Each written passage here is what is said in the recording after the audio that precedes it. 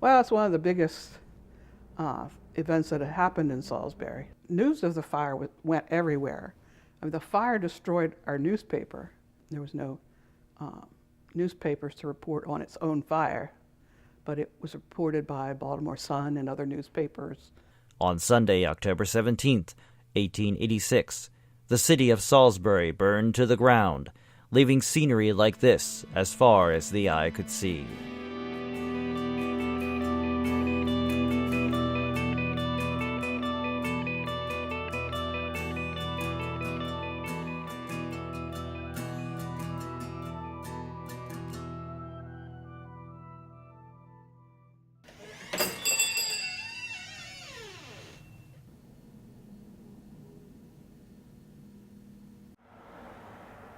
Linda Dwyer is a local historian who has researched the Great Fire of 1886. She works as the assistant director at the Julia A. Parnell Museum in Snow Hill, Maryland. So by the 1880s, Salisbury had become literally a crossroads of two railroad lines, north-south, east-west, which linked up to the steamboats and the other boats on the river. That traveled routinely from Salisbury to Baltimore. So it was devastating because it had grown so much. All we know is that it was a livery caught fire. Just about any residence would have what they call a livery in the back, where they would store their horses and their carriages, that sort of thing. But the fire started in one particular livery, horse livery, on Market Street, and it quickly spread to businesses. It wouldn't take much for a fire to spread in Salisbury, and accelerants like grocery stores, paint stores, liquor stores, they just accelerated all the fires. And then coupled with the wind, it just was unstoppable. Now, the fire of 1886 is probably one of the most significant events to ever happen in a city. My name is Brian Rickards, an Assistant Chief, Salisbury Fire Department. I have nearly 40 years with the department. I help with a lot of historical information and research, mostly in this room here with the Historical and Heritage Center. In the fire of 1886, it was a different time. You know, when you looked at it back then, you had a lot of wooden structures very close, primitive, if you will. It was the largest city around, but yet still it had unique items as far as the wood structures, very close. It wasn't unusual to find a pile of rags burning in the street or rubbish, you know, and eventually that's what led to the fire. It started right just about dusk.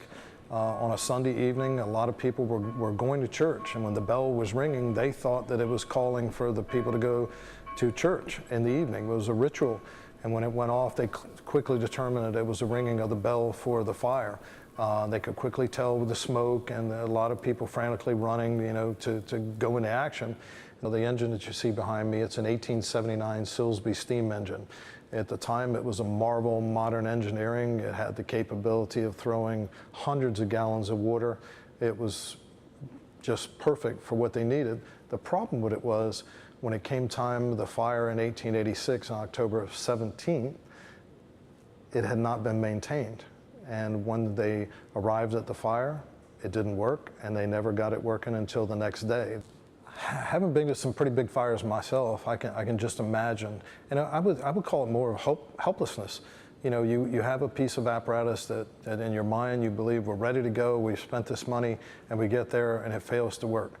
You know, when you talk about the size of the buildings and the amount of fire they had, a bucket brigade simply wouldn't do it. You need something with a lot more pressure. It would be more of a hopelessness of not being able to do what you would really like to do to save your town. They sent the telegram out. They called for Crisfield, Wilmington, Pocomoke to come down. They would load the apparatus on what they called fast trains. But that's just not fast enough when you're sitting there watching your city burn down. You know, when you look at a fire like the Civic Center, which is probably the biggest fire that I've ever witnessed. The main portion of the Civic Center, which was built 18 years ago, has been destroyed. Arriving firemen from Salisbury's number 1 and number 2 companies said the flames had spread from one end of the building to the other, and by that time they were unable to even approach close enough for effective firefighting. On the day of June 27, 1977, the city of Salisbury, Maryland experienced a massive fire that destroyed the Wicomico Youth and Civic Center. The blue summer sky turned black. The scene was devastating. You know, you had the potential loss of life with 62 children inside at a summer program that you see a picture with them running out the front door with a wave of fire as big as the building coming out. You know, that puts you in awe, because it doesn't matter what you come up there with. You can come up with the biggest engine you want. The fire's already got a head start, and you're just going to have to go into a defensive mode. We operate generally in an offensive or a defensive mode. In that case, that was strictly defensive. There was no way you were going to save the building. You just couldn't put enough water on it. The fire had too much headway. The fire in 1886 was more of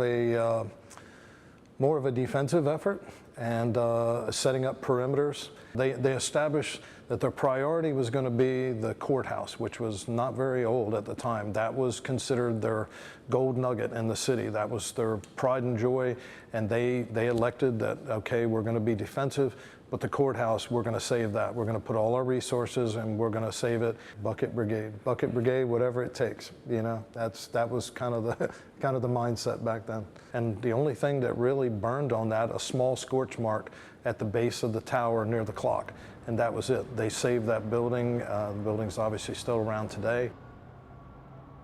I think it just pretty much died on its own. There was another brick building at the end of Market Street, right on Main Street. It was a 3-story brick building, but even it was mostly destroyed, which means that fire was fierce for it to have taken down most of a 3-story brick building, although you still could see a shell of it. And if you see photographs of the fire, there's one particular photograph where you have a wide view of downtown Salisbury in the aftermath of the fire, and you see nothing but chimneys, because all the buildings were wooden and everything was burned to the ground except the brick, some of the brick, so you'd see all these chimneys all over the place.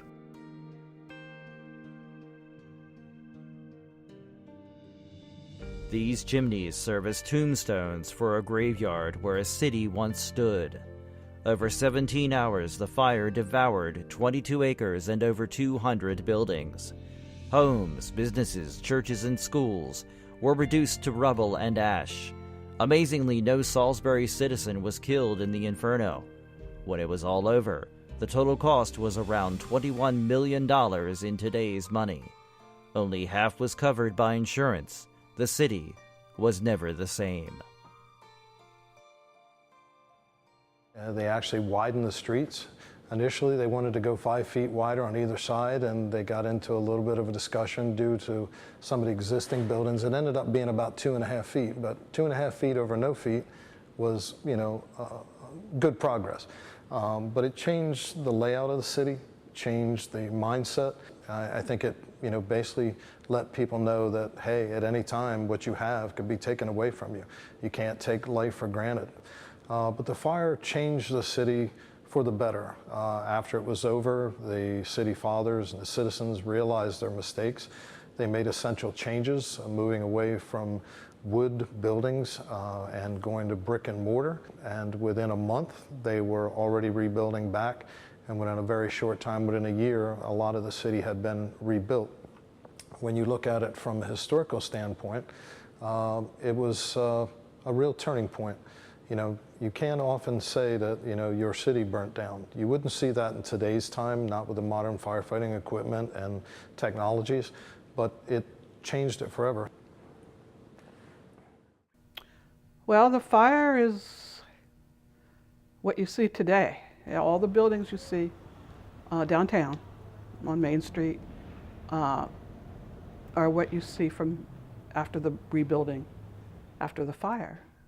There's only one photograph of Main Street ever taken that survives showing Main Street, what it looked like before the fires, which boggles my mind, but they probably all burned in the fire. There's only one photograph that shows it. So what you see downtown along Main Street and parts of Division Street, those brick buildings are like a snapshot in history of what Salisbury looked like after the rebuilding, after the fire. So. While Salisbury doesn't look like a city its age, its rebuilding brought expansion. But the city has gone through more than just the Great Fire of 1886 to become what it is today.